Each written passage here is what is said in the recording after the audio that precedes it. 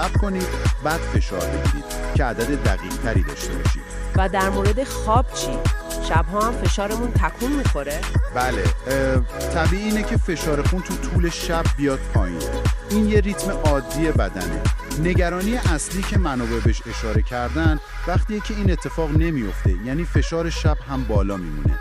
به این میگن فشار خون بالای شبانه و خب ریسک مشکلات قلبی عروقی رو بالا میبره. پس حتی ساعت اندازه‌گیری هم مهمه. با این همه پیچیدگی، خب حالا سوال اصلی اینه که چجوری میشه فشار خون رو تو محدوده سالم برای خودمون نگه داریم؟ منابع چی میگن؟ مهمترین پیامی که از منابع میگیریم اینه که سبک زندگی حرف اول رو میزنه. اول از همه وزن سالم خیلی مهمه. اضافه وزن فشار میاره به قلب و رگ‌ها. بعد ورزش منظم، حدود 150 دقیقه فعالیت متوسط تو هفته.